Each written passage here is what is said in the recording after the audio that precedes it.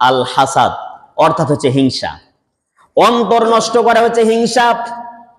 হিংসা এটা মারাত্মক রোগ। এই হিংসা মানুষের কোনোদিন কল্যাণ বয়ে আনে না। হিংসা সব ক্ষেত্রেই হয়, সব জায়গায় হয় হিংসা। আরেকজনের উন্নতি হচ্ছে এইটা আমার কোনোদিন সহ্য হবে না, কিভাবে তারে নিচে নামান যায় এই চিন্তায় থাকে। কথা বলেন ঠিক কি না? একজন একতলা, দুইতলা, তিনতলা বাড়ি বানায়, আর একজন চিরা কাতায় শুয়ে চিন্তা করে ও এত টাকা পাইলো কেমনি, এত টাকার মালিক হয় কেমনি? নিশ্চয় কোনো অবৈধ রাস্তা আছে। আরে ভাই, ওর যদি অবৈধ রাস্তা থাকে, ওর কবরে ও যাবে, ওর হিসাব ও দিবে। কিন্তু আপনি যে সমালোচনা করলেন, চিরা কাতায় শুয়ে থাকলেন, ওর সমালোচনা করে ওর অবৈধ টাকায় যদি হয়, সমালোচনা করে আপনার লাভটা কি হলো? চিরা কাতা তো কোনোদিন ভালো হবে না, লাভটা কি? এর নাম হচ্ছে হিংসা। জোরে বলেন, এর নাম কি? হিংসা। হিংসা মানুষের আমল নষ্ট করে দেয়, মানুষের সৎ কাজগুলি নষ্ট করে দেয়।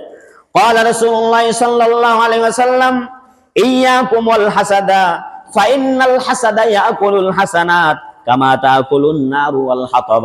আল্লাহর নবী বলেন, তোমরা নিজেকে হিংসা থেকে বিরত রাখো, কেননা ফাইনাল হাসাদা ইয়াকুলুল হাসানাত, কারণ হিংসা হচ্ছে সমস্ত ভালো কাজগুলি নষ্ট করে দেয়।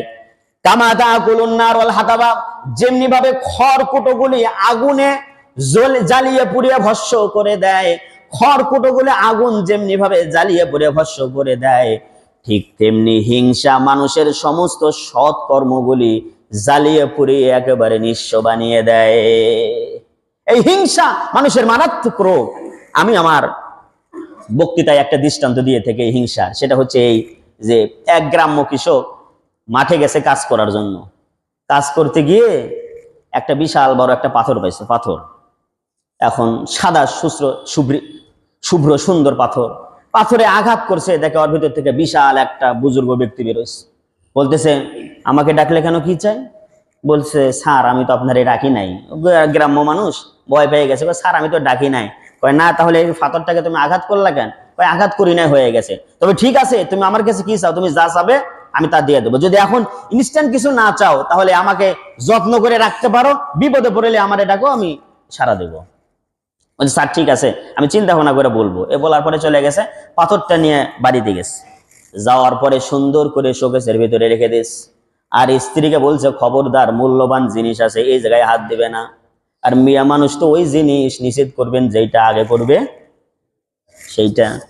এখন বাসায় থেকে যখন স্বামী চলে গেছে, যাওয়ার পরে এই জায়গায় হাত দিছে, হাত দিয়ে বের করছে, আঘাত করছে। আবার সে বুজুর্গ আল্লাহওয়ালা দৈত্য বের হয়েছে বিশাল বড়। বলতেছে, কি চাই? কি চাই মানে? আমি ওই ব্যক্তি যে আমার কাছে যা চায় আমি তাকে তা দিয়ে দিই। বলে, তাই নাকি? হয়। স্যার আমি চিরা কাতায় শুয়ে থাকি, আবার টিনের চালে থাকি। রোদ উঠলে চিনের চাল দিয়ে রোদ ঢুকে আমার বাসায়, আবার বৃষ্টি আসলে বৃষ্টিও পড়ে।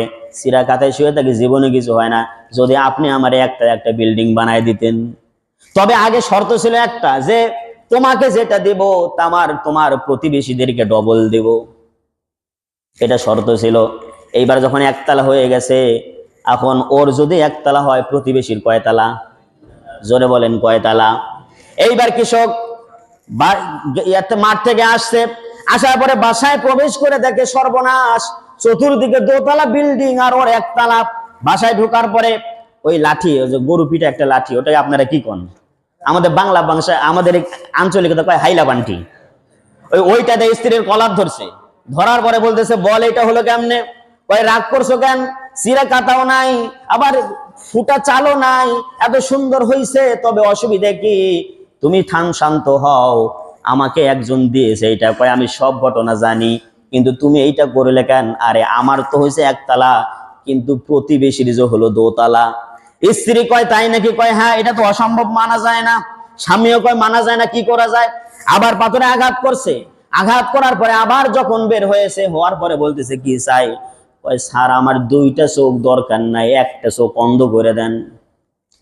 এখন ওর যদি 1 চোখ অন্ধ হয়, প্রতিবেশীর কয় চোখ অন্ধ?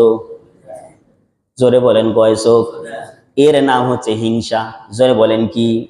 মানুষের কল্যাণ সহ্য করতে পারে না, একজন ভালো পজিশনে গিয়েছে, সহ্য হয় না, ও যেতেও পারবে না, শুধুমাত্র হিংসা করবে, ওরে টানে নামানো যায় এইটা কিভাবে, এইটা চিন্তা করবে।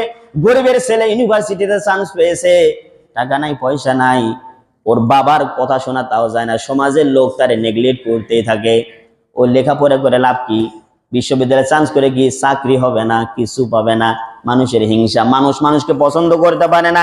এই কথাই নবীজি বলেছেন যে হিংসা থেকে বিরত থাকো, নইলে এই হিংসা তোমাদের সমস্ত ভালো কাজগুলি জ্বালিয়ে পুড়িয়ে ভস্ম করে দেবে। রাসূল কারীম সাল্লাল্লাহু আলাইহি ওয়াসাল্লামকে আল্লাহ রাব্বুল আলামিন মানুষের হিংসা থেকে বাঁচার জন্য রাসূলুল্লাহকে নির্দেশ করেছেন। আমরা সূরা নাস সকলে পড়ে থাকি, ওয়া মিন শাররি হাসিদিন ইযা হাসাদ। সূরা ফালাক নাকি? সূরা ফালাক না? মানে কি? আল্লাহ হিংসুকের হিংসা থেকে তুমি আমাকে বাঁচাও, হিংসুকের হিংসা থেকে তুমি আমাকে বাঁচাও। মানুষের হিংসা থেকেও বাঁচতে হবে। সমস্ত মানুষের হিংসা থেকে বাঁচার জন্য প্রার্থনা করতে হবে কার কাছে? আল্লাহর কাছে। আরেকটা হাদিস বলে আমি এই বক্তৃতা শেষ করে দেব। রাসূলুল্লাহ বলেছেন, ক্বালা রাসূলুল্লাহ সাল্লাল্লাহু আলাইহি ওয়াসাল্লাম, ওয়ালা তাবাগাদু ওয়ালা তাহাসাদু। তোমরা হচ্ছে মানুষের সঙ্গে হিংসা করো না, মানুষের সঙ্গে তোমরা হিংসা করো না, হিংসা পোষণ করো না, কারণ হিংসা মানুষের জীবনে কোনোদিন কল্যাণ বয়ে আনে না। কল্যাণ বয়ে আনে নাকি? হিংসা কোনোদিন মানুষের কল্যাণ বয়ে আনে না, মানুষকে নিচের দিকেই নিয়ে যায়। হিংসুকেরা মনে রাখবেন ওরা উপরে উঠতে পারে না, যারা হিংসা করে